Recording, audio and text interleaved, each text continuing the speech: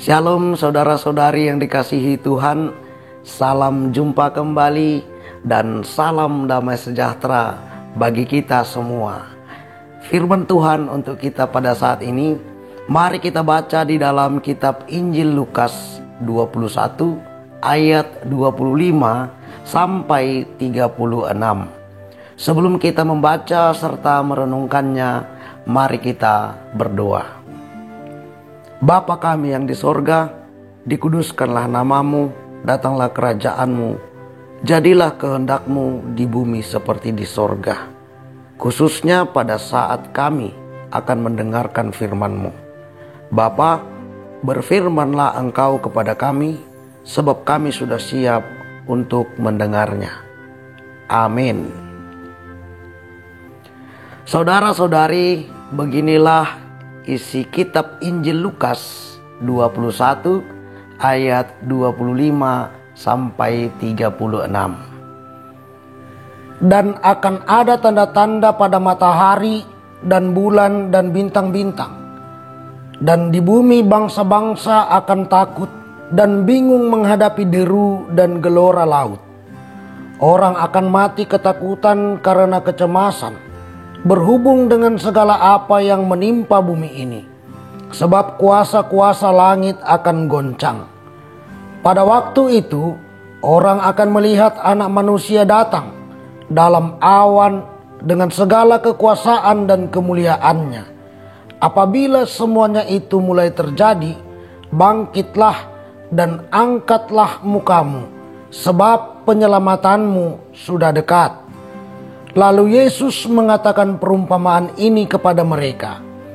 Perhatikanlah pohon ara atau pohon apa saja. Apabila kamu melihat pohon-pohon itu sudah bertunas, kamu tahu dengan sendirinya bahwa musim panas sudah dekat. Demikian juga jika kamu melihat hal-hal itu terjadi, ketahuilah bahwa kerajaan Allah sudah dekat. Aku berkata kepadamu, sesungguhnya angkatan ini tidak akan berlalu sebelum semuanya terjadi. Langit dan bumi akan berlalu, tetapi perkataanku tidak akan berlalu. Jagalah dirimu, supaya hatimu jangan syarat oleh pesta pora dan kemabukan, serta kepentingan-kepentingan duniawi, dan supaya hari Tuhan jangan dengan tiba-tiba jatuh ke atas dirimu seperti suatu jerat.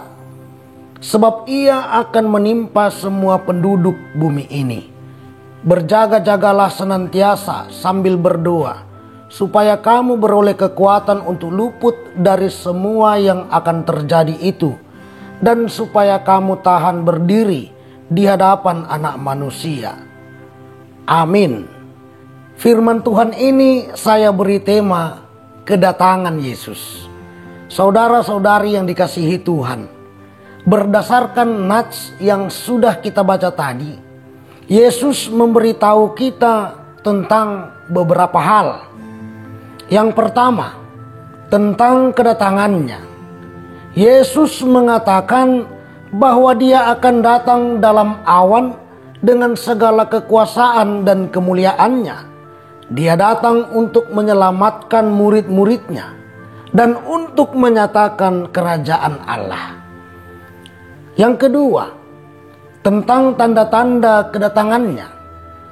Yesus mengatakan bahwa kedatangannya akan ditandai dengan adanya tanda-tanda pada matahari, bulan, dan bintang.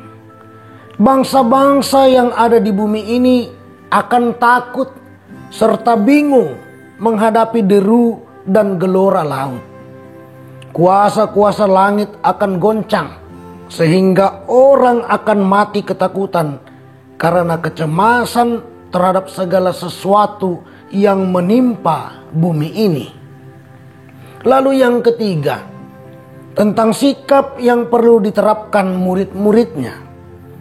Yesus mengatakan bahwa mereka harus menjaga diri supaya hati mereka jangan syarat oleh pesta pora, kemabukan, dan kepentingan-kepentingan duniawi, sehingga mereka dapat mengetahui apakah tanda-tanda atau hari Tuhan itu sudah mulai terjadi atau belum.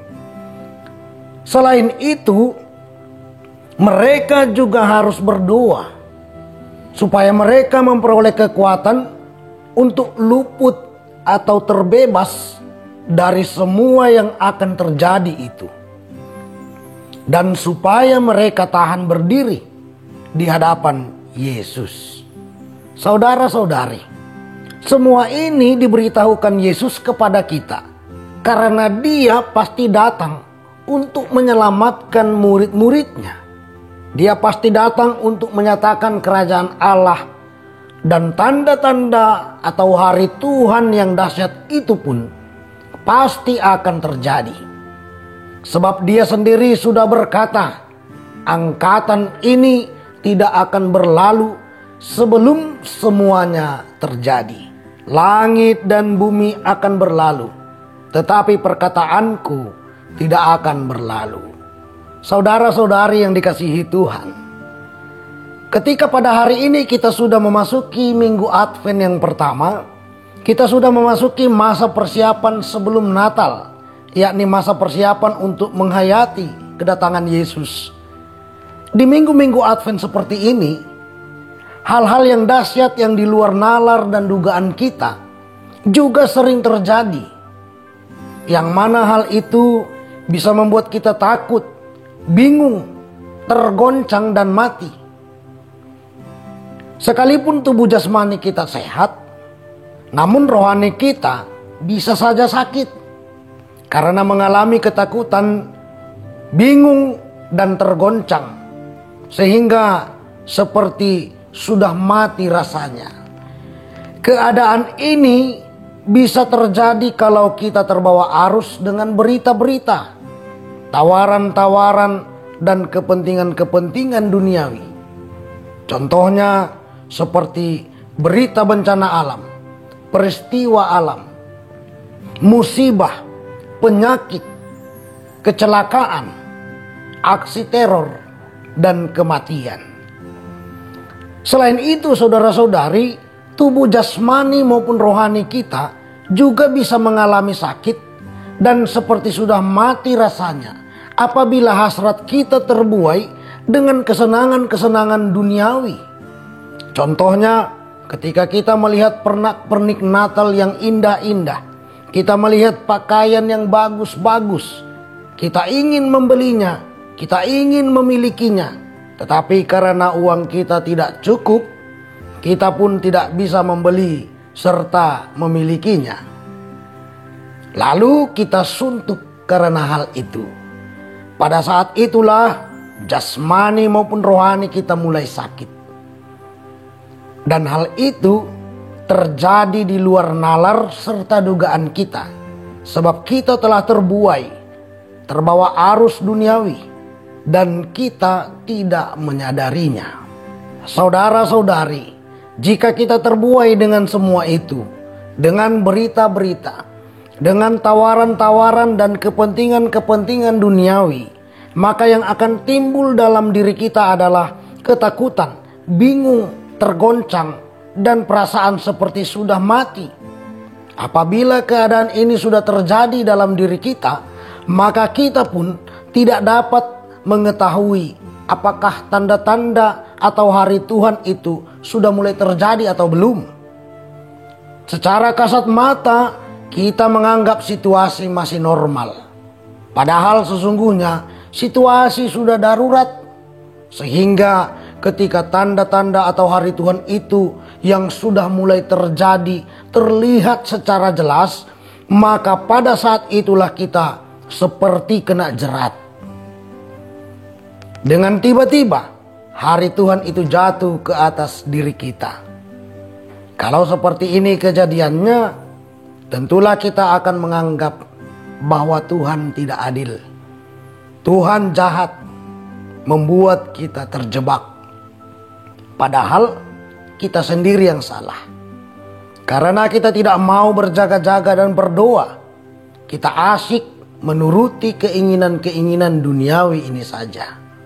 Saudara-saudari, ada suatu cerita pendek untuk dapat kita renungkan.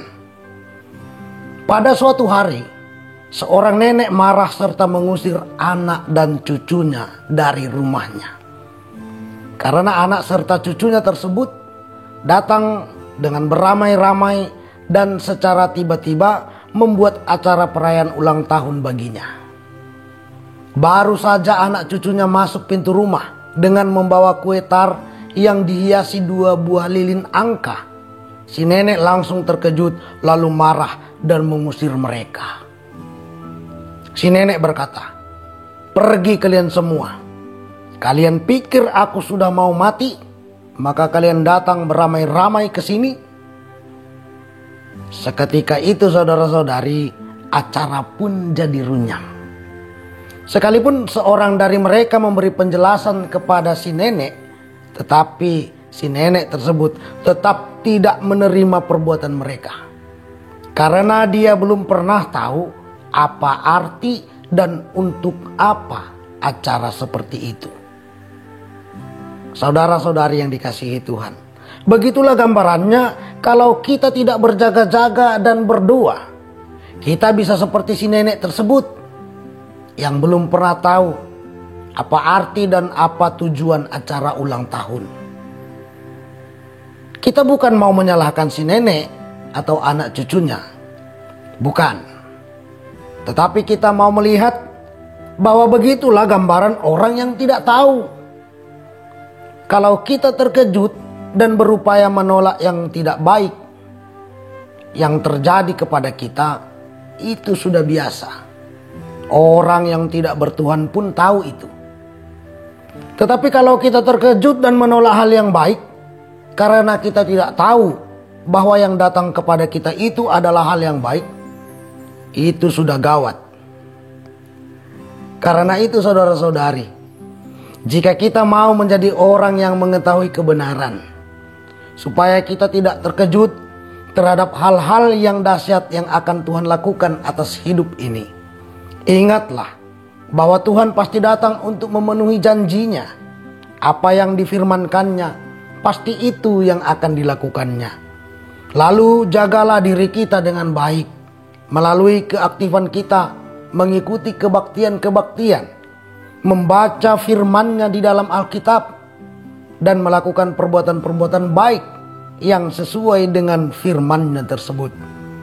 Karena kita harus menerima dan memakai ketopong keselamatan dan pedang roh, yaitu firman Allah, supaya kita dapat mengetahui dan menghadapi segala sesuatu dengan baik.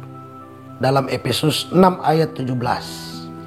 Selanjutnya saudara-saudari, jika kita ingin selamat dan bertahan ketika hari Tuhan itu terjadi, tetaplah hidup dalam doa. Berserahlah kepadanya dan ikutilah tuntunannya, sehingga kita dapat menyambut kedatangan Tuhan dengan baik dan kita diselamatkan.